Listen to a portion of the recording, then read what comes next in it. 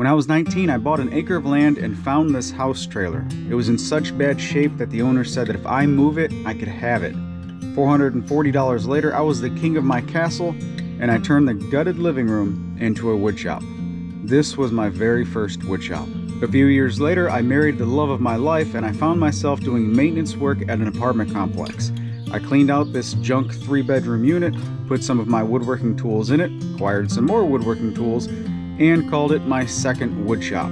It was here where I started this thing called a YouTube channel in 2012. In 2014, we purchased our first home, and I turned this 20 by 20 foot 2-car garage into my third wood shop.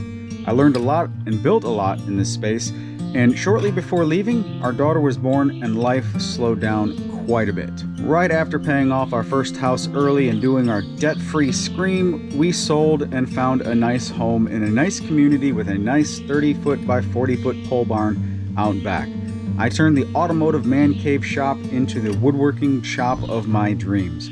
We snowballed the new house, debt, and once again yelled out a debt-free scream. Life was great, life was easy, and sometimes when you eliminate challenges, life can get a little bit boring. We're in a town that we had no connections to, and we're about an hour and a half away from our closest family. The housing market was high and we wanted to get closer to family, so we sold almost everything in the house and a few space-consuming machines, packed all of our remaining belongings into a 40-foot shipping container, and moved 6 minutes away from my wife's family compound. And then life truly began. We bought a 100-acre chunk of forest with a single four-wheeler trail and a creek running through it. There was no driveway. We cleared the wall of trees to find a gate, cut perimeter trails to better look after the entire property, hired out the driveway excavation and bulldozer work, marked off 2 acres to clear for a shop and a home site, had those trees taken down with an excavator, cut up several trees into logs before burning up my chainsaw, stacked the remaining trees into a 300-foot-long burn pile, had one heck of a controlled burn, and that was hot.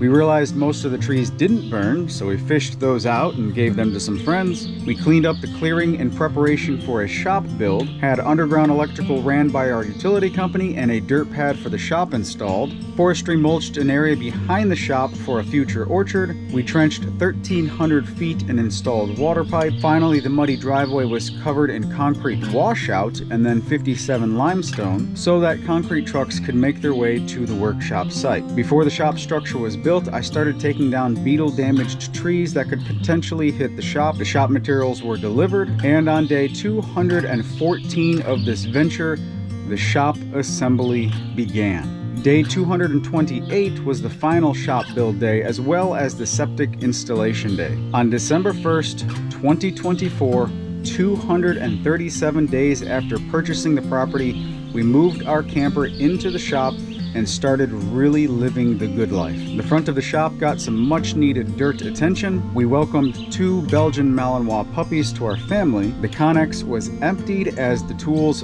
finally made their way to the shop, and I knocked my jointer over in a really dumb moment. I covered the dirt with more concrete washout, and oh yeah, it snowed. It snowed a lot.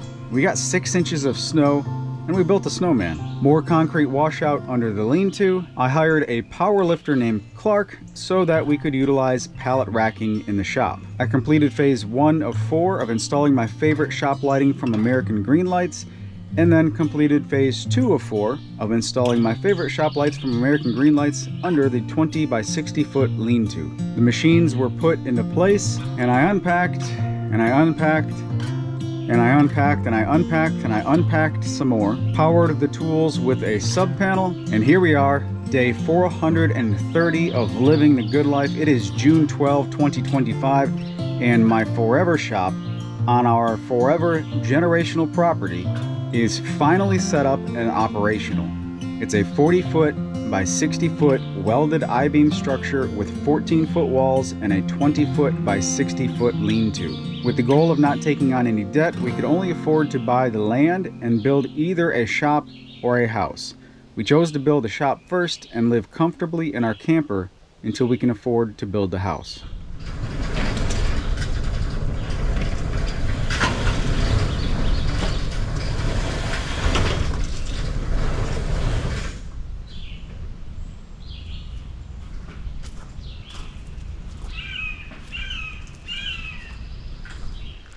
Well, I'd like to give you a tour of my shop now. The shop colors, I believe, are ocean blue and polar white. So coincidentally, it's like the Detroit Lions colors. That was not planned at all. As a matter of fact, this was planned to be a darker blue and then a copper color for the roof. But when we went to go pay for the materials, they hit us right then and there saying we can't do those colors in a commercial grade thickness. So we had to change, and we picked this right at the last second. All right, front of the shop, we have a 12-foot by 12-foot roll-up door. And under the lean-to, which is 20 feet by 60 feet, I have a man door, 6 windows, and then another man door. The doors stay open sun up to sundown. This is not a heated or cooled space. Next year, we're gonna heat the inside with a wood-burning stove, but we're not gonna cool the space at all. There's a theme of clutter, right? There's a to-do list taller than I am. But this is the outdoor working space. I typically use one side of, or one bay, I guess you could say, one 20-foot section on the far side to park the Jeep or the tractor. This front side is where Jamie parks her vehicle, our daily driver, so we can unload groceries under the roof. And then this wall is just a cluttered mess of stuff. I don't have any organization solutions out here just yet. I want to wait until the sawmill arrives before I can build all this stuff with lumber on the property. I've got a bunch of trees down already with logs everywhere stacked throughout the property. There's gonna be a lot of lumber milling and using the wood on the property to make stuff. This is my chainsaw outside working area. Essentially, I want to make essentially a chainsaw cabinet, just this big large cabinet that has a workbench in the middle with storage to keep the dust off the chainsaws. Dust isn't going to hurt the chainsaws, but dust around here is absolutely insane. 2013 I made those sawhorses. They're still kicking just fine. I eventually want to get the air compressor up and running with a dedicated piping system for the air compressor, both inside as well as outside, but it's going to always live outside. Over here on this side of the lean-to, I've got my grill and my smoker, because this is my essentially outdoor kitchen right now. Don't mind the mess, like I said. Coming through here is the office corner, and we have the dust collector on this side. So eventually, hopefully sooner rather than later, I want to get rid of this filter stack, cut a hole in the wall right there, and then push the exhaust outside. The dust collection goes 40 feet before it reaches the first tool, right? Does that decrease performance? Well, probably so a little bit, but dust collection is still fantastic. This dust collector is the Clearview EF5. Clearview is no longer in business, unfortunately, but that dust collector is really, really good. So we've got 4 corners here in the shop, as the dogs are so loud drinking water. Everything's so loud here. All right, this corner is the utility room slash office. We got the dog beds, my office is right there, the computer and whatnot, utility room, washer and dryer. That's that corner. This corner of the shop is the living quarters. We've got our camper parked here. This is soon going to be pulled out, and then we'll build an efficiency apartment up against that wall with a full bathroom, and we'll have storage above it. The walls here are 14-foot walls, and that's because I initially wanted to put the camper, or put the roll-up door in on one of these side walls so I could drive the camper in like so. The last minute I moved the roll-up door from here behind me, and then we forgot to lower the walls, so we accidentally got 14-foot walls, and we're taking advantage of that vertical space with pallet racking. So behind me was office, this side is living quarters, this corner is the warehouse, I guess you could say. Behind my wife's mule is a forklift, and we can use the vertical storage and whatnot. This is flex space. My daughter's kung fu kick bag is over there, and she's got some storage bins, and it's kind of sort of cluttered right now, but that's, hey, this is the story of our life right now. And over here, the 4th corner, is the actual workshop. So I'll give you a little walk around, and we'll talk about each station. Tool island number 1, we've got 3 major power tools here, and camera's in the way. The bandsaw we're going to be ripping, so we have a full in-feed and out-feed for the ripping of the bandsaw, as well as for the table saw. And of course the router table is right here with all kinds of open space right there. Got a storage shelf right here for long-term stuff like finishes and whatnot. Walking through here, a cart that I've been using for my whatever I'm working on cart, and this is going to be replaced. This area, there's enough space here for a 4-foot by 8-foot assembly table that will also act as an outfeed table for the table saw. I don't know when, but that's definitely in the cards. Coming along this wall, let's back up to this wall once again. Just random storage up against the wall. My horizontal sander, that's the only thing that's not currently hooked to dust collection, because a shop project that I want to make is some type of hood. I've got a 6-inch port right here at the source of the dust, and I just want to make a box, a port of some kind to gather up all that dust right there. That's an upcoming shop project.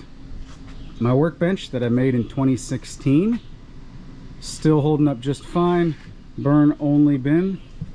The leg vise, the original leg vise, holding up just fine. However, through the years I have found myself liking this one better. Just a cast iron vise that is a quick release. Well, if I actually do it right. There we go, quick release. Pretty handy. This back wall here is, well, it's my tool wall. Got my mechanics cabinet that is in dire need of organizing. Some miscellaneous stuff hung up on the wall. Stuff and stuff and stuff and stuff. My hardware store is what I call it. This has been awesome. You can pick those up at Harbor Freight. Relatively inexpensive, tremendous amount of storage for hardware. And this whole shop has kind of like a library ladder vibe, right? So you can kind of put a bunch of storage up on top, just miscellaneous stuff everywhere, and use a step ladder to get to a shelf. This structure is just a bunch of C channel and S channel, whatever they call it, for these beams, and they allow a lot of places to hide stuff, tuck stuff away, and it's very, I call it Cracker Barrel-ish. Everything is just scattered, but it's also, everything is first order of retrieval, so I don't really have to move anything to get to anything. I need to make a clamp rack of some kind, so that's an upcoming shop project. Obviously, with a 12-foot door right here, I can get materials in very, very easily. My wife's mule is parked in here mainly when it rains. If it's not raining, it's outside. It's about to rain when I'm recording this. And then the last tool island is right here. So one of the first tools in the milling process is the jointer, right? Well, this one is right off the main open area. Got a jointer, and the dogs are barking at leaves blowing or something. Got the jointer right here. I'll talk about that in just a second, why that's missing. The planer, and it can go forward and backward as needed to provide more outfeed area for the table saw. It's got a really good mobile base. The mobile base on this planer has fixed wheels, so it rolls straight, and you got to pick up one side and twist it if you want to turn it. But in this orientation, it'll roll forward and backward very, very easily and get out of the way. So this tool island has the jointer, the planer, my first real bandsaw. This is the Grizzly G0555 LANV, and it's the 30th anniversary bandsaw from Grizzly. I bought this exact bandsaw in 2013 and sold it to a friend who sold it to a second friend who gifted it back to me, which was really, really awesome. Thanks, Bill. I appreciate that. Still do. Wonderful. Other side of this island is my daughter's workbench, which I mean, she uses this every single day. I am so excited. She uses this every single day. And I ran the electrical, piggybacked the electrical off the dust collection, so we have an outlet right here for both the bandsaw as well as anything that she wants to work with on her workbench. So yeah, it's a nice little cozy kind of a shop. Has all of my, oh, I just tripped on something. All of my equipment set up and ready to go, minus two things from the last shop that you probably already noticed. Where's the big CNC? Well, I didn't have the space to store it, so unfortunately I had to move on from that, and I'd love to get another CNC machine in here when the time is right. Once the apartment is built along that wall, I'll have all kinds of floor space here, and I could jet off from this dust collection 90 degrees, and that's where the CNC will be if/when it happens. The next thing that you probably don't see is my big miter saw station. That went to my friends Jason and Zach at Back 40 Customs, Tupelo, Mississippi. Make all kinds of wonderful tables and whatnot. They got it, and I don't have a miter saw station. I have this miter saw on a stand, and one day, another upcoming shop project, whenever I can get around to it, this wall will be a miter saw station. So when I put these boards up, oh, these boards, by the way, I gave some of the logs from this 2-acre clearing to a friend of mine, and he took obviously them and milled them up and brought me back a load of lumber and kept the rest. So this is trees that were once where the shop was, which is super cool. Same with this stuff. These are trees, these are pine from a tree that was standing right here. Really, really cool. So the miter saw station is going to be up here somewhere. I put a little chair rail board right there. Basically, from there down, I'm going to build some type of cabinet system with the miter saw on the left-hand side. That way I have a long length of stop block on this side, and then just open space over here for a mobile stand of some kind. And that's what it's going to be. This is, oh, I didn't mention this. So when I moved the tools here, oh my goodness, I had a dumb moment. I put a pulling strap on the machine base rather than the pallet that I was sitting on, thinking it would slide just fine. It didn't slide. It toppled over and fell forward. So there's no real damage to the machine physically. I just think it was knocked out of calibration, so I took the pieces off right here, the guards covers. They're over there in the with the intention to calibrate it, but I realized, well, hey, if it's not broke, don't fix it. So I waited to get all the dust collection and electrical done so that I could actually run a board through it and measure the board, and if the board's coming out fine, don't tinker with it, right? So I paused, and there we go. All the machine surfaces were covered in rust. This was rusty really bad, so I sanded them off real fast, real easy, real lightly and gently. This one didn't really get, it had a little bit of a small spot right there, but this got some horrible condensation while I was in the Connex, and it was completely rusty. I just sanded it off and put some wax on it. That's why all the surfaces look a little weird. I've got wax sitting on them right now. I haven't buffed off the wax, but yeah, that was the only real casualties, was that one in the shipping container getting wet, and then that one, dumb me knocking it over. But the shop is built. The shop is set up. I've got a million different things pulling my attention in different directions, and I don't know when I'll get back. The battery in my camera just died, so I figured I'd throw you on a tripod and finish this out. So I don't know when/if I'm going to get back to regularly scheduled content, but I'm definitely going to be producing a lot more content for this channel. And one of the strategies for me to do that is to continue making all of these slower paced, casual type videos for my Homestead channel. If you want to stay up to date with all the progress outside of the shop, subscribe to my Homestead channel. It's BP03 Homestead. BP03 stands for Bates Party of 3. You know, when we adopted our daughter, we had that moment of like, oh, if we go get reservations somewhere, like dinner reservations, they can finally say, Bates Party of 3, your table is ready. Kind of felt really cool to be able to say that. So the Homestead channel is BP03 Bates Party of 3. Subscribe to that channel if you want to have a lot more content, slower paced, longer format type stuff. And I'll try to re-edit all of the woodworking aspects of that channel into a form that is more consistent with the videos that I've always produced on this channel. My website, jacecustomcreations.com. You can go there as always. I'm still publishing everything on the website. You can sign up for my email newsletter, jacecustomcreations.com/newsletter, and basically be notified of everything that I publish in video format on YouTube. I think that's it. The shop's set up. I'm ready to rock and roll. It feels really, really good. I've got a lot of projects in mind, but like I said, I'm scattered all over the property, both inside and outside the shop. So it feels really good. It feels really, really good, and I hope you stick around for many, many more videos on this channel. Take care.